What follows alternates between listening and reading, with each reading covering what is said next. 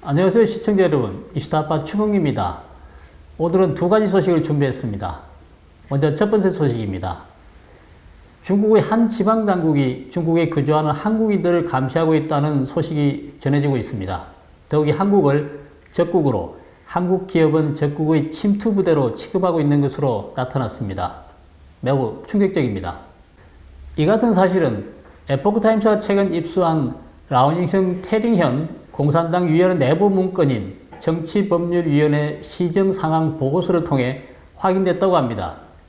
작성 일자가 2018년 8월 17일로 된 이 보고서에는 제중 한국인에 대한 감시 활동을 반도 적정이라는 용어로 불렀다고 합니다.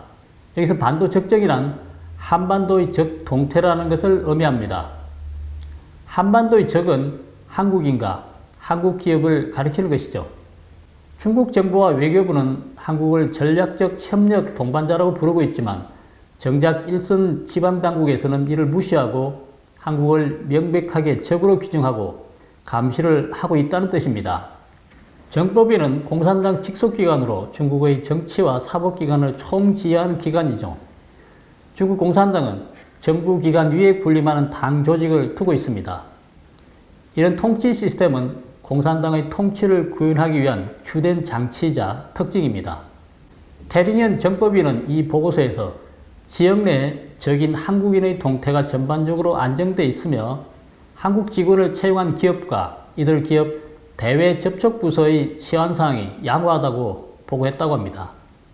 치안 사항의 양호란 수상한 활동을 하지 않는다는 의미 같습니다. 이 보고서는 또한 이들의 현재 활동 궤적이 안정돼 있으며 정치적 선전, 선동에 연루됐다는 징후는 포착되지 않았다면서 국가안보부서는 이미 한반도 및 해외 비정부 조직의 활동사항 수집을 강화하고 있다고 밝혔습니다. 한반도는 남북한을 모두 포함하는 지리적 개념이지만 이 보고서에 쓰인 한반도는 한국을 가리키는 것이 확실해 보입니다. 한국 기업에 대한 정탐 보고를 한반도 정탐으로 표현했기 때문이죠. 보고서는 정법위가 한국 기업을 한반도의 비정부 조직으로 규정하고 직원들의 활동을 추적했다고 합니다.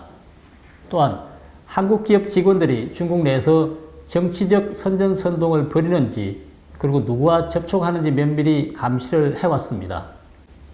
한국 기업을 잠재적인 스파이 집단으로 간주하고 있는 것 같습니다. 그러나 정작 자국 기업, 연구원, 유학생 등을 스파이로 활용하는 것은 중국입니다. 공산주의 중국은 자유롭고 개방적인 국가에 진출한 자국민들을 이용해 외국의 기밀을 절도하거나 사회 동향을 파악해 보고하도록 하고 여론에 직접 개입한다는 것은 여러분도 익히 알고 있을 것입니다.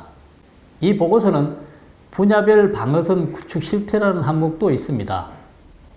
이 항목에서는 한국 기업 2곳과 한국인 4명으로 추정되는 신상정보가 담겨 있다고 합니다.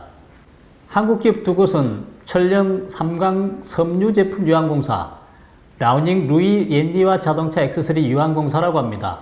한국인 4명 중 2명은 여성 미성년자 왕모 씨와 김모 씨였고 다른 2명은 옌리와 자동차 액세서리 유한공사에 근무하는 하모 씨와 박모 씨라고 합니다. 태링현 정법위는 본문에서 보고서 작성 목적에 대해 상위 감독기관으로부터 역외, 적외 세력에 대한 대비가 허술해 2015년부터 여러 건의 침투가 발생했다는 지적을 받았기 때문이라고 밝히고 있다고 합니다. 상위 감독기관은 중국 공산당의 감찰, 사정총괄기군 중앙기율위원회의 지방순시팀입니다. 공산당 중기의 지적을 받고 이렇게 시정했다고 알리기 위해 작성한 보고서라는 것이죠. 보고서 후반부의 개선 조치 및 성과 항목에서는 외국에서 입국한 종교인, 정부 정책에 불만을 가진 민원인, 신장 위구르 지역의 출신자, 파룬궁 수련자, 외국 출입국이 빈번한 자 등에 대한 감시를 강화했다는 내용도 들어있었다고 합니다. 티베트의 정신적 지도자 달라이 라마 일정과 티베트 망명정부 활동에 대한 기록도 있었고 파룬궁 수련자에 대한 탄압 강도를 높여 제압하겠다는 표현도 있었다고 합니다. 파룬궁은 정식 명칭이 바룬타파인데요. 티베트 불교 혹은 티베트 해방과 함께 중국 공산당의 최대 금교 중 하나입니다. 다음 소식입니다. 중국 공산당이 공산당 정책을 함부로 폄훼했다는 이유로 관영 매체 당서기와 한 대학 교수의 보직을 박탈했다고 합니다. 지난달 광둥성 당국은 인당 사범학원 영문학과 양신성 부학과장이 외부에 급진적 의견을 올려 사회에 나쁜 영향을 끼쳤다는 이유로 그를 직위 해제했다고 밝혔습니다. 이 사건을 놓고 표현의 자유에 대한 탄압운동이 대대적으로 전개되는 것은 아닌지 바짝 긴장하고 있다고 합니다. 이런 가운데 연예계 전반에 대한 통제 강화 가능성이 보이는 징후도 관측되고 있습니다. 중국 유명 연예인이 탈세 혐의로 그에게 벌금을 내거나 당국이 연예계의 팬덤 관리 대책 소식까지 전해지면서 연예계가 뒤숭숭한 분위기라고 합니다. 최근 중국 당국이 공동부유를 내세우고 사회주의를 통한 사상 통제를 강조하고 있어 고액의 출연료를 받고 대중에게 큰 영향을 끼치는 연예인에게 사정의 칼날이 향하고 있는 것이 아닌가 의심이 되기도 합니다. 28일 중국 관영 매체들은 유명 여배우 정샹이 탈세 혐의로 2억 9,900만 위안 우리나라 돈으로 약 539억 원의 벌금 처분을 받은 것과 관련해 일제히 비판 논평을 쏟아냈습니다. 또 인민일보는 최근 들어는 연예인들의 위법 행위와 관련해 방송이 대중에게 미치는 영향을 고려할 때 이들에 대한 교육과 관리가 필요하다고 지적하고 나섰습니다. 이 매체는 연예계 길을 가려면 법치의 끈을 꽉 묶고 도덕의 선을 지켜야 한다면서 법률과 도덕의 레드라인을 건드리면 연예계 길의 종착점을 맞이하게 될 것이라고 경고까지 했습니다. 일부 언론인은 연예인의 무질서한 팬덤은 스타가 고수입을 얻는 주요 원인이라고 지적하기도 합니다. 그래서 아이돌을 무너지게 하는 게 무질서한 팬덤을 바로잡도록 돕는 것이라고까지 하고 있습니다.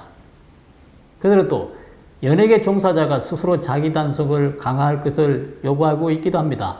그러자 중국 내 최소 12개 연예 관련 협회는 직업 기품 건설 관련 자담회를 열고 직업윤리 준수를 강조했다고 합니다.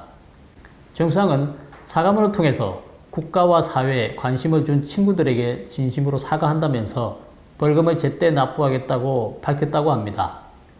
중난 재경정법대학 예친 교수는 관영 글로벌타임스와의 인터뷰에서 정상 처벌은 공공 영역 같은 고위험 분야나 연예계 종사자를 제어하는 역할을 할 것이라면서 중국이 공동부유로 나아가는 만큼 감독은 더 강화될 것이라고 내다봤습니다. 그리고 이어서 조세 형평과 정의를 확보하고 탈세를 적시에 처벌하는 게 중요하다고도 했고 연예인뿐만 아니라 공무원도 대규모 탈세나 거액의 뇌물을 수수했을 위험성이 높다면서 이들에 대한 감독도 강화되어야 한다고 지적했습니다. 2018년 6월 중국 유명 여배우 판빙빙이 실종되면서 당시 온갖 억측을 낳았습니다. 실종 123일 만에 중국 정부가 판빙빙이 탈세 혐의로 조사를 받았으며 세금과 체납금으로 8억 8천만 위안을 납부해야 한다고 공식적으로 밝히면서 사건은 일단락되었습니다.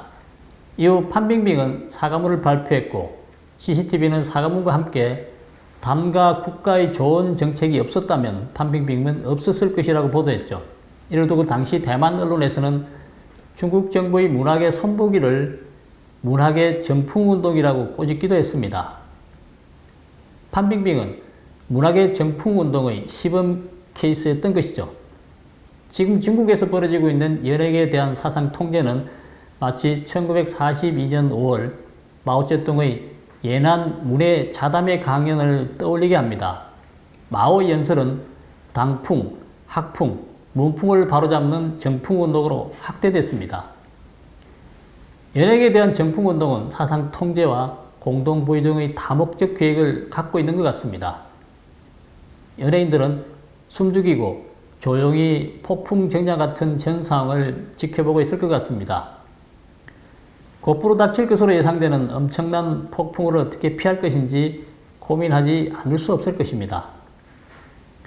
오늘 방송은 여기까지 하겠습니다. 구독, 댓글, 좋아요를 눌리시고 지인들과 공유해 주시기 바랍니다. 감사합니다.